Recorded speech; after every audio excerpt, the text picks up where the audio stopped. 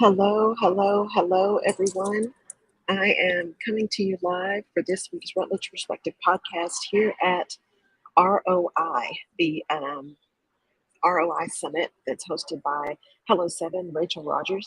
And I'm standing in the convention center, and it's really cavernous, but I didn't want to have to go outside again after the session. So I'm hoping you'll be able to hear me okay. But this has been a fantastic conference, and it's a great way for us to continue this conversation about value, because this morning's session was a session around whether or not making lots of money is ethical, which I thought was a really great question. And I wasn't sure what to expect. But again, is making lots of money ethical? And the whole premise of Rachel Rogers and Hello Seven and what drew me to her was her philosophy that it is important that women make money. And when women make money, whole communities are uplifted. Um, and when she had her panel, she was on the panel along with Rachel Cargill and who's the other one? I'll find it and I'll put it in the notes. They were talking about this whole idea of money and capitalism and what the real issue was. You can hear all the screaming. They're doing a panel right now, so hopefully you guys can still hear me, and hopefully my producer will be able to take out all the noise in the background. But the whole idea around whether or not making money is okay, whether or not it's ethical, gets back to what we value. And in all the panelists' conversations, the key that it came back to was, not only what are you going to do with the money, but understanding that money is a tool. And that what we've done is we've created a society that has valued money for the money itself, or valued money for the things, the cars, the houses, the trips, the whatever, all of the things that you can buy with money. But the reality is, money is a really important tool to be able to make an impact. It takes money to do the things you want to do. It takes money to lift up a village. It takes money to dig wells for water. It takes money to plant gardens. It takes money to educate kids. It takes money to pay teachers in schools. It takes money to do these things. Lots of stuff going on here, y'all, so try to ignore the background noise. There's lots of stuff that goes around money. And so this idea of what do we value that came out of this session this morning that I thought was so powerful was, it is not about the thing. What it is about what you do with the tool called money, right? What value do you bring by how you use this tool that we have put so much importance on in the way we barter? And if you think about how exchange happened, we talked about the value of exchange on the radio show this week. If you think about how exchange happened, it was you give me something that I want and I give you something you want in exchange. Now that exchange is no longer a bartering system, it's money, right? It's cash or crypto, depending on where you are. But the whole idea is that there's value exchanged there. But when you ask that question of, is it ethical to make a whole lot of money? One of Rachel Rogers' comments was, I want to make all the money. Why? Because as long as my people still need something, and she considers, this big BIPOC community, especially Black people and Black people in poverty, her community, as long as my people need something, I'm going to make all the money. Because when I make the money, I then can impact the people, right? I can provide the things that my people need, which I thought was so powerful a way to think about this tool that we call money and not have these hangups that we have about it. Because we've got this institutionalized thought around capitalism, and capitalism in and of itself, we've seen the fruits of capitalism, and it's not all great. But when we think deeper about the real use of the tool money and the value that it brings, the impact that it makes, it gets back to that research that was done that says when you teach a man, right, he provides for a family. When you teach a woman, she provides for a community, right? And I'm sure I'm butchering that. But the whole idea is when you give, or when women earn money, when women make money, when women go to work, when women have a way to deliver value and to use that tool called money to do things, it tends to be a broader, bigger impact. It's not just about the house for the sake of the house. It is about the house that maybe now has room for multiple foster kids, or it is the school that they want to invest in.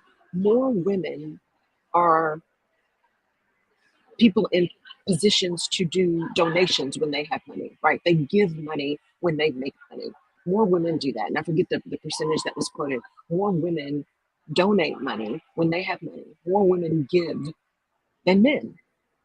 And so this idea of having value around money to change our money narrative and think of it as a tool as opposed to a an award, right? That whoever gathers the most cash, whoever has the most money sitting under their mattress, whoever has the biggest bank account at the end of the day wins.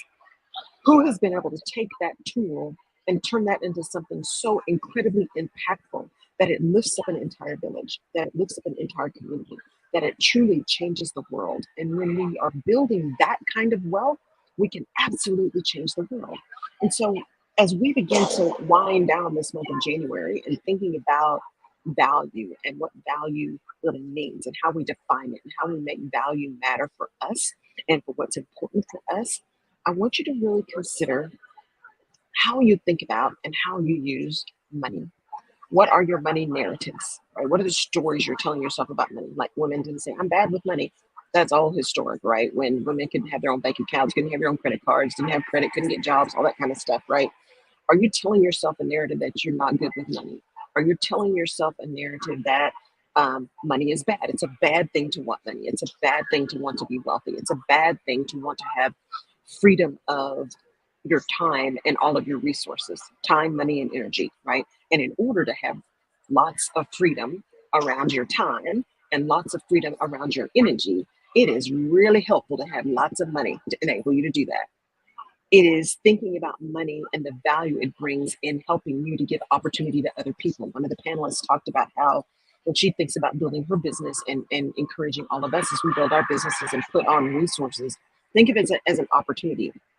You are giving someone else a chance to build up their wealth, giving them a chance to expand their experiences, giving them a chance to build value, right, through their experience and expertise that they gain in working with you to then be able to deliver down the road to someone else. It's not just that you want them to come work with you or for you for the rest of their lives, but how can you turn that opportunity into something that is valuable to them, that ultimately ends up being able to help them build this tool called money that they can then go out and spread into the world as well. It's all cyclical, right? We're all connected. And to rethink this value system, this money system, this approval and support system as something that builds an entire community and makes an impact on the world based on what we're actually using the tool for, right? We are using this tool for building wealth, yes. We're using this tool for freedom, yes. But we are also using this tool as an opportunity to make a huge impact on the world in our spaces where we can, whatever that big why is for you. I've talked recently on here on the Rutledge Perspective about my deeper why, right? My first why is because I don't want any other Black woman in corporate America to feel the way I felt. And it's not necessary, right? And surrounding that is the desire to ensure that women business owners don't make mistakes around strategy and people that are going to make them write big checks or give them huge heartburn when if they'd been able to plan ahead of time, they wouldn't have had to go through that pain. Those are my two whys initially related to the business, right? Just in this first circle. But the deeper why for me, the why that really drives me and makes me get up in the morning is a why around education. It's the big why that says, you know what? It is absolutely insane that teachers should have to come out of their pocket to put pencils and paper in their classroom. It is unacceptable to me that there are students who don't get to eat. They may not be able to eat at home, and then they don't get to eat at school because their parents can't pay the bill for the subsidized lunch. It is insane to me that there are people who do not have access to the right technology because of their socioeconomic circumstances. Right? All of those things just make absolutely no sense to me when education is the great foundation of achievement. That is not saying that everybody needs to go get a PhD. That's not what I mean. But everyone should be entitled to an exceptional K through 12 education. And that's all about access, right? That's about experience and exposure. And so my deeper why is to build a huge foundation, $100 million foundation that can go in and really impact an entire school system by paying for every kid's lunch who needs lunch, by ensuring there's the appropriate technology. So T-Mobile, AT&T, I'm coming for y'all to be able to subsidize this because it is important. If you want to have people who can work for you going forward, you need to be investing in K-12 education. So being able to ensure that there's access for that, being able to have a day before school starts and maybe in mid-year that says, this is Teacher's Day at Office Depot, right? Or wherever, and say, here's your money, go stock your classroom. Those are the things that ensure that people are able to get rid of the money worry, the money narrative around the education piece. And oh, by the way, because this is the Rutledge perspective and it's my perspective and it's my prerogative, in these systems where I intend to make this big impact, I also intend to pull back the impact the minute one single book is banned. One single solitary book. Because here's the thing.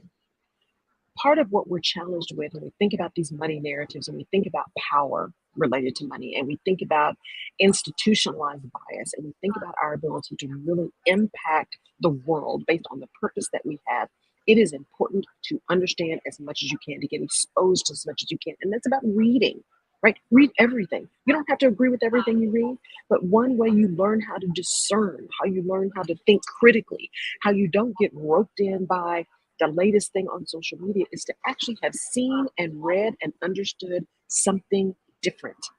Something different. It's about exposure. It's not about indoctrination. Let's stop taking that word and making it a weapon. It's not about indoctrination. It's about exposure. It's about broadening horizons. It's about giving people something to think about so that as they begin to learn and grow and develop, that they are able to discern what is real for them and what is not. What is their perspective and what is not their perspective? And what is their opinion versus what is the facts? And if you're so worried about that, then that's what home is for. That's what home is for. We have those conversations. So as we think about this value that we're bringing, in my heart of hearts, and I don't know if this is going to happen, but I am claiming it.